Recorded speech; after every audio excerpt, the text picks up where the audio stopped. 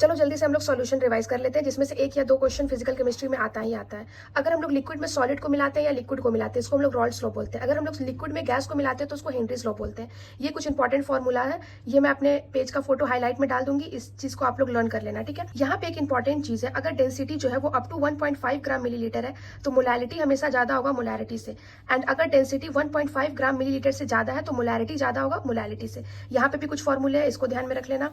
यहाँ पे भी कुछ फॉर्मूले हैं, इसको ध्यान में रख लेना। अब हम लोग देखते हैं सॉल्युबिलिटी किसको बोलते हैं। आप एक सॉल्वेंट में कितना मैक्सिमम सॉल्यूट डाल सकते हो उसी को हम लोग सॉल्युबिलिटी बोलते हैं। ये तीन चीज पे डिपेंड करता है, सॉल्यूट के नेचर पे, सॉल्वेंट के नेचर पे, टेम्परेचर पे एंड प्रेशर पे। अब हम लोग पढ़ते हैं solubility of solid in a liquid, ठीक है। हम लोग को पता है कि लाइक डिजॉल्व लाइक, अगर सॉलिड वैसा है एंड लिक्विड भी वैसा ही है तो वो आराम से आपस में डिजॉल्व हो जाएगा। अगर हम लोग सॉलिड सॉल्यूट लेते हैं, उसको अगर हम लोग सॉल्वेंट में डालते हैं तो कंसंट्रेशन बढ़ जाता है, जिसको हम लोग डिसोल्यूशन बोलते हैं, एंड अगर इसी का अपोजिट करते हैं तो उसको हम लोग क्रिस्टलाइजेशन बोलते हैं। सैचुरेटेड सॉल्यूशन क्या है, ये भी इजी है। अनसैचुरेटेड क्या है, ये भी इजी है। अब देखो, एंडोथर्मिक रिएक्शन में सॉल्युबिलिटी जो होगा वो डायरेक्टली प्रोपोर्शनल टू टेम्परेचर होगा, बट एक्सोथर्मिक में सॉल्युबिलिटी जो होगा वो इनवर्सली प्रोपोर्शनल टू टेम्परेचर होगा। प्रेशर का एज सच कोई इफेक्ट नहीं होगा, क्योंकि सॉलिड और लिक्विड दोनों जो है वो हाईली इनकम्प्रेसिबल। अब हम लोग देखते हैं solubility of gas in a liquid, जो कि दो चीज पे डिपेंड करता है, टेम्परेचर पे एंड प्रेशर पे। प्रेशर पे डायरेक्टली अब हम लोग देखते हैं solubility of gas in a liquid, जो कि दो चीज पे डिपेंड करता है, प्रेशर पे एंड टेम्परेचर पे। प्रेशर पे डायरेक्टली प्रोपोर्शनल होता है, ठीक है। अब हम लोग देखते हैं नेक्स्ट पॉइंट, जो कि solubility of gas in a liquid जो होता है वो डायरेक्टली प्रोपोर्शनल होता है partial pressure of gas present in it, जिसको हम लोग हेनरीज लॉ बोलते हैं, ठीक है। इसको हम लोग रिप्रेजेंट करते हैं इस फॉर्म में, pressure is directly proportional to solubility. फिर प्रोपोर्शनल कांस्टेंट हटाते हैं तो केएच लगाते हैं, केएच को हम लोग हेनरीज कांस्टेंट बोलते हैं। ये इंपॉर्टेंट है, इसको ध्यान रखना। Different gas have different KH at same temperature, KH is a function of nature of gas, okay. And KH जो है वो इनवर्सली प्रोपोर्शनल टू सॉल्युबिलिटी होता है, यानी कि जब सॉल्युबिलिटी घटाएंगे तो केएच बढ़ेगा, and directly proportional to temperature होता है, टेम्परेचर बढ़ाएंगे तो केएच भी बढ़ेगा। अब देखो, aquatic species are more comfortable in cold water rather than a warm water. क्यों? क्योंकि कोल्ड वाटर में टेम्परेचर कम है एंड सॉल्युबिलिटी ज्यादा है। अब हम लोग देखते हैं एप्लीकेशन ऑफ हेनरीज लॉ, ठीक है।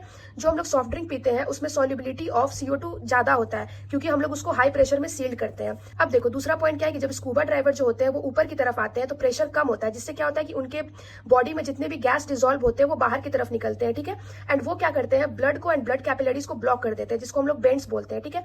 इसको हम लोग ठीक कैसे कर सकते हैं, उनको जो हम लोग टैंक प्रोवाइड करते हैं उसमें एयर के साथ बहुत सारा डाइल्यूटेड हीलियम गैस प्रोवाइड करते हैं, ठीक है। जब हम लोग हाई एल्टीट्यूड पे जाते हैं तो वहां पे पार्शियल प्रेशर ऑफ ऑक्सीजन कम होता है, एंड ऑक्सीजन क्या करता है, हमारे हेमोग्लोबिन को बाइंड करता है तो वो कम हो जाता है, इसलिए loss of concentration of CO2 in blood हो जाता है, जिसको हम लोग एनोक्सिया बोलते हैं। आई होप आपको ये टॉपिक समझ में आ गया होगा। अब हम लोग एक अलग टॉपिक पे आते हैं जिसका नाम है vapour pressure of liquid solution. Vapour pressure of liquid liquid solution, Rawls law, ठीक है। ये क्या होता है, हमेशा वोलेटाइल सॉल्यूशन के लिए ही यूज में आता है। Pressure is directly proportional to mole fraction of A क्या है, आपके पास दो लिक्विड है, जो कि एक लिक्विड ए है एंड एक लिक्विड बी है, ठीक है।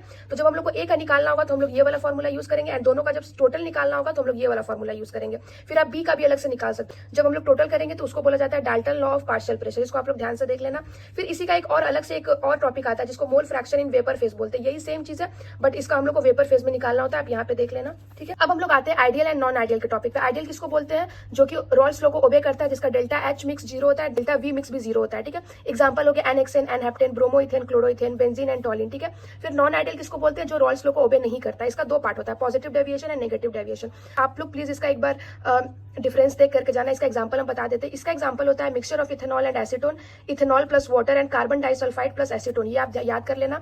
इसके बाद नेगेटिव डेविएशन का भी याद कर लेना, phenol plus aniline and chloroform plus acetone and nitric acid and water, जिसको हम लोग 68% नाइट्रिक एसिड भी बोलते हैं, ठीक है। पॉजिटिव डेविएशन को हम लोग मिनिमम बॉइलिंग एजियोट्रॉप्स बोलते हैं, एंड नेगेटिव डेविएशन को मैक्सिमम बॉइलिंग एजियोट्रॉप्स बोलते हैं। अब एजियोट्रॉप्स किसको बोलते हैं, when binary mixture having the same composition in liquid and vapour phase and boiled at a same constant temperature, it is not separated by fractional distillation, जिसको हम लोग एजियोट्रॉप्स बोलते हैं।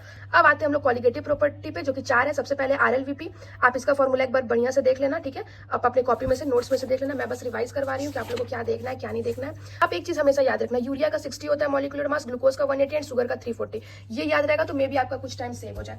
अब ये देखो, ये बहुत इंपॉर्टेंट है, जब भी आपको RLVP क्वेश्चन में निकालना हो, LLVP निकालना हो, या वेपर प्रेशर ऑफ सॉल्यूशन निकालना हो, या मोल फ्रैक्शन ऑफ सॉल्यूट निकालना हो, तो आप लोग ये वाला फॉर्मूला यूज करोगे।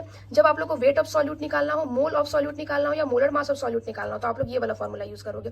फिर इसी को इनहांस करके ये एक फॉर्मूला बनाया जाता है जो कि आप लोग अपने कॉपी में से जरूर देख लेना। ये सब तो बहुत ईजी है, ये सब सिर्फ फॉर्मूला बेस्ड आता है, ये सब तो आप करके आ जाओगे। अब देखो ओस्मोसिस एंड ओस्मोटिक प्रेशर में ऐसा कुछ है। उसके बाद एक ये एडेमा है जो कि जिसके बारे में आप इसी नोट से पढ़ लेना, आपको ईजी रहेगा। अब देखो एबनॉर्मल मोलर मास क्या होता है, जितना भी हम लोग यहाँ पे कॉलिगेटिव प्रॉपर्टी पढ़े हैं सबको आई से मल्टीप्लाई कर दो। आई क्या होता है, observed colligative property bye theoretical colligative property. इसका दो फॉर्मूला होता है, दोनों आप यहाँ से ध्यान रख लेना।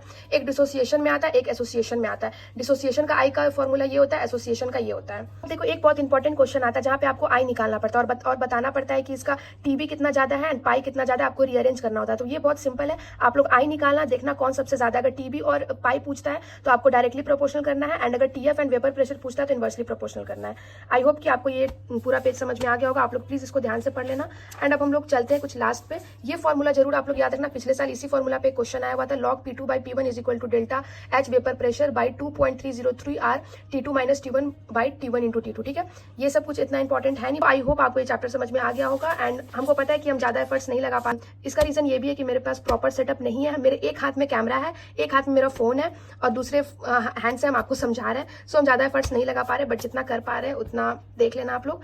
सो एंड आप लोग ये नोट्स को हम मेरे हाईलाइट्स में लगा लेंगे। सो बाय।